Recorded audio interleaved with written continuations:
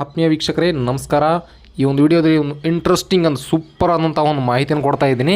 ಏನಪ್ಪ ಅನ್ನೋ ಮಾಹಿತಿ ಅಂತಂದರೆ, ನಿಮ್ಮ ಕಾರು ಅಥವಾ ಬೈಕ್ನ ಮೈಲೇಜ್ ಆಧಾರವಾಗಿಟ್ಟುಕೊಂಡು ನೀವು ಒಂದು ಎಲ್ಲಿಗಾದ್ರೂ ಪ್ರಯಾಣ ಮಾಡಬೇಕು ಅಂತ ಅಂದ್ಕೊಂಡ್ರೆ ಆ ಪ್ರಯಾಣದ ಪೆಟ್ರೋಲ್ನ ರೇಟ್ ಎಷ್ಟಾಗುತ್ತೆ, ಎಷ್ಟು ಪೆಟ್ರೋಲ್ನ ಹಾಕ್ಸ್ಬೇಕು ಅನ್ನೋದ್ರಲ್ಲಿ ನೋಡ್ಬೋದು. ಈ ಒಂದು ಕ್ಯಾಲ್ಕುಲೇಟರ್ ಮಾಡಬೇಕಾದ್ರೆ ನಿಮ್ಮ ಮೊಬೈಲಲ್ಲಿ ಕ್ಯಾಲ್ಕುಲೇಟರ್ನ ಓಪನ್ ಮಾಡಿಕೊಂಡು ನೀವು ಎಷ್ಟು ಕಿಲೋಮೀಟ್ರ್ ಪ್ರಯಾಣ ಮಾಡ್ತಾ ಇದ್ದೀರಾ, ಅಂದಾಜು ಒಂದು 80 ಕಿಲೋಮೀಟ್ರ್ ನೀವು ಪ್ರಯಾಣವನ್ನು ಮಾಡ್ತಾಯಿದ್ದೀರಾ. ಇಲ್ಲಿ 80 ಕಿಲೋಮೀಟ್ರ್ ಹಾಕ್ಕೊಳ್ಬೇಕು.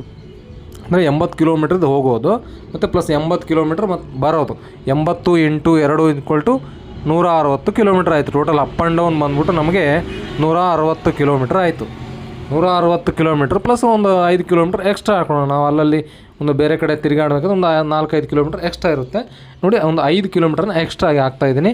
5 ಕಿಲೋಮೀಟ್ರ್ ಎಕ್ಸ್ಟ್ರಾ ಹಾಕಿದ ನಂತರ 165 ಕಿಲೋಮೀಟ್ರ್ ಆಯಿತು. ಟೋಟಲ್ ನಾವು ಅಪ್ ಆ್ಯಂಡ್ ಡೌನ್ ಬಂದ್ಬಿಟ್ಟು 165 ಕಿಲೋಮೀಟ್ರ್. 165 ಕಿಲೋಮೀಟ್ರನ್ನ ನಾವು ಇಲ್ಲಿ ನಮ್ಮ ಒಂದು ಬೈಕ್ ಅಥವಾ ಕಾರ್ನ ಮೈಲೇಜ್ ಎಷ್ಟಿದೆ, ಒಂದು ಕಾರ್ನ ಮೈಲೇಜ್ ಅಂದಾಜಾಗಿ ಒಂದು ಕಾರ್ನ ಮೈಲೇಜ್ ಬಂದ್ಬಿಟ್ಟು ಒಂದು 20 ಕಿಲೋಮೀಟ್ರ್ ತಗೊಳ್ಳೋಣ. 20 ಕಿಲೋಮೀಟ್ರನ್ನು ನಾವು ಇಲ್ಲಿ ಡಿವೈಡ್ 165 ಭಾಗಾಕಾರ 20 ಈ ರೀತಿ ಒಂದು ಮಾಡಿಕೊಂಡು ನಂತರ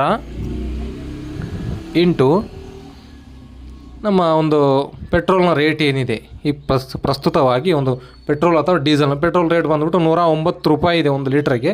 109 ರೂಪಾಯಿನ ಹಾಕ್ಕೊಂಡು ನಾವು ಇಕ್ವಲ್ಟು ಕೊಟ್ಟಾಗ 165 / 20 × 109 ಅದು ಪೆಟ್ರೋಲ್ ರೇಟ್. ಅದು ಡಿವೈಡ್ ಮಾಡಿದಾಗ ನೋಡಿ ಇಲ್ಲಿ ಬಂತು ಟೋಟಲ್ ಅಮೌಂಟು. ನಾವು 899 ರೂಪಾಯಿ ಪೆಟ್ರೋಲನ್ನು ಹಾಕ್ಸಿದರೆ 165 ಕಿಲೋಮೀಟ್ರನ್ನ ನಾವು ಹೋಗಿ ಬರ್ಬೋದು. ಸಂಪೂರ್ಣವಾಗಿ ನಮ್ಮ ಒಂದು ಕಾರ್ನ ಮೈಲೇಜ್ನ ಆಧಾರವಾಗಿ ಇಟ್ಕೊಂಡು ಎಲ್ಲನೂ ಸೇಮ್ ಆಗಿರುತ್ತೆ ಅಂತ ಹೇಳೋಕ್ಕೆ ಬರೋದಿಲ್ಲ. ಮತ್ತು ಪೆಟ್ರೋಲ್ನ ರೇಟು ಅಥವಾ ಡೀಸೆಲ್ನ ರೇಟು ಆಯಾ ಒಂದು ಪ್ರದೇಶಗಳಿಗೆ ಸಂಬಂಧಿಸಿದಂತೆ ರೇಟನ್ನು ನೀವು ಹಾಕ್ಕೊಳ್ಬೇಕು. ಓಕೆ ಫ್ರೆಂಡ್ಸ್, ಮಾಹಿತಿ ಇಷ್ಟವಾದರೆ ಒಂದು ಲೈಕ್ ಕೊಡಿ, ಚಾನಲನ್ನು ಸಬ್ಸ್ಕ್ರೈಬ್ ಮಾಡ್ಕೊಳ್ಳಿ. ಇದೇ ರೀತಿ ಬೇರೆ ಬೇರೆ ಒಂದು ಇಂಟ್ರೆಸ್ಟಿಂಗ್ ಅಪ್ಡೇಟ್ಗಳನ್ನ ನಾನು ಕೊಡ್ತಾ ಇರ್ತೀನಿ.